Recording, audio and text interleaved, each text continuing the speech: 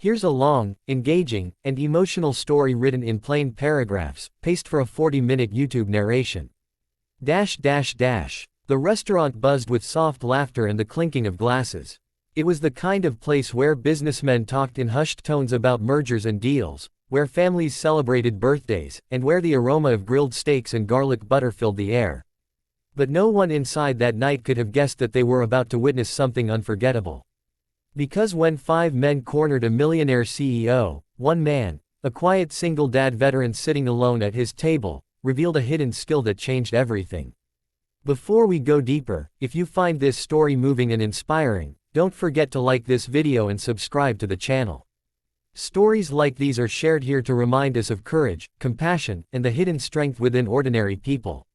It all began with Daniel Hayes, a former Army veteran and single father to a little girl named Emily.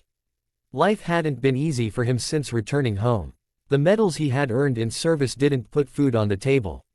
He worked long shifts at a mechanic shop, scraping enough to keep Emily in school and give her the childhood he never had. Most nights, they ate macaroni and cheese, laughed at silly cartoons, and read bedtime stories together. But tonight was different. Tonight was supposed to be about him. Emily had convinced her dad to go out for a nice dinner, just once, she said, because he deserved it. So, Daniel sat quietly at his table, dressed in a faded button-up shirt, his calloused hands folded as he waited for his meal. He wasn't looking for attention. He never did. But sometimes, life drags attention toward the very people who want it the least. At another corner of the restaurant, a man in his 50s with sharp features and an expensive suit was enjoying dinner with 2 colleagues. His name was Richard Cole, a self-made millionaire CEO known in the business world for his empire of tech companies. But what few knew about Richard was that he was also deeply hated by some, not because of who he was, but because of what he had achieved. As Richard excused himself to take a phone call outside near the back entrance, the atmosphere shifted. 5 men, dressed in leather jackets and dark jeans, slipped in through the side. Their eyes locked onto Richard like wolves spotting prey. The restaurant's chatter dimmed as whispers spread. Nobody moved, nobody wanted to get involved. But Daniel noticed. His instincts from years in the army screamed that something was wrong. He saw the way the men positioned themselves, one near the door, 2 circling behind Richard, and the last 2 moving forward like they'd done this before. Within seconds, Richard was surrounded. One of the men shoved him against the wall, another snatched his phone, and a third hissed threats in his ear. "We warned you, Cole. You don't walk away from deals like that. Tonight, you pay." The CEO's face paled, but he tried to stand tall. His eyes darted across the restaurant, silently begging for help. But people turned away. Mothers held their children close. Waiters froze, not wanting to get hurt. Daniel felt his heart pound. He didn't want to draw attention. He never bragged about his past. Most people just saw him as a quiet mechanic. But Emily's voice echoed in his mind, "Daddy, you're my hero." He knew he couldn't sit still. Pushing back his chair, Daniel rose slowly. The sound of the chair legs scraping the floor made the thugs glance over. One sneered, "Sit down, old man. This ain't your business." But Daniel didn't sit. He took a step forward, calm, measured, almost too calm. His training from the army never left him. He assessed them quickly. 5 men, varying builds, nervous energy hidden behind aggression. He knew the kind. He'd seen their type overseas, men who relied on numbers, not skill. "Let the man go," Daniel said, his voice low but steady. The restaurant held its breath. Richard looked at Daniel with a mix of fear and hope. The leader laughed, "Or what? You gonna stop us?" In that instant, everything changed. One man lunged first, swinging wildly. Daniel sidestepped, caught the man's arm, and twisted it behind his back with such precision that the man crumpled to the floor before anyone could blink. Gasps erupted. Another rushed him with a broken bottle.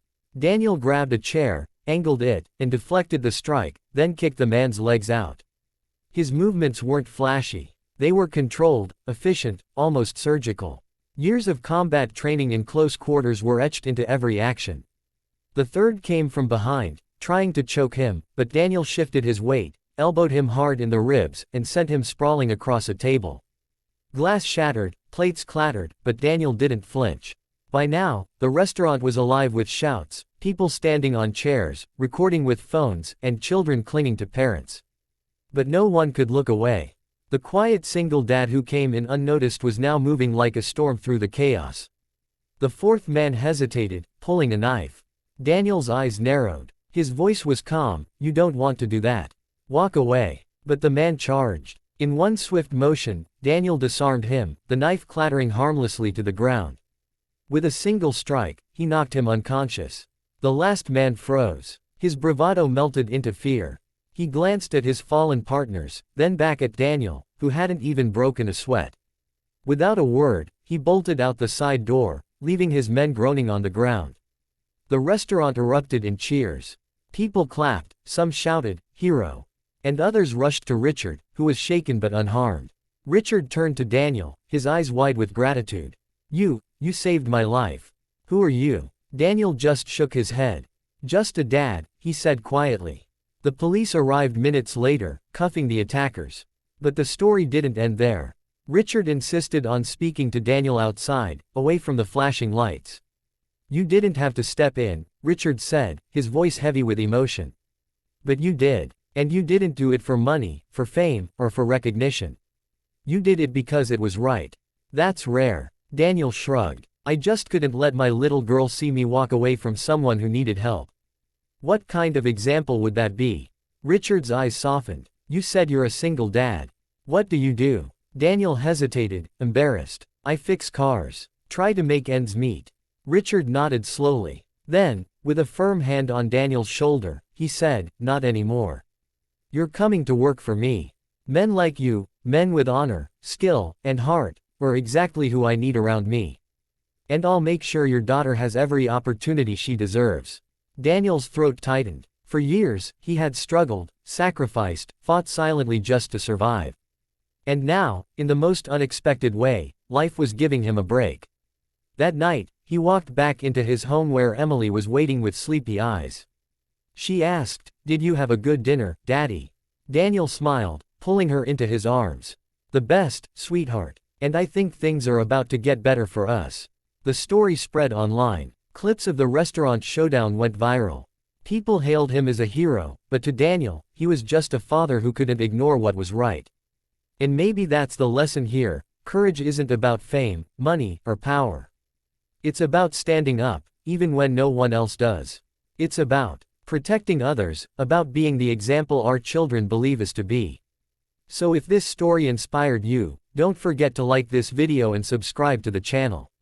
Because sometimes, the quietest people carry the loudest courage, and their stories deserve to be told.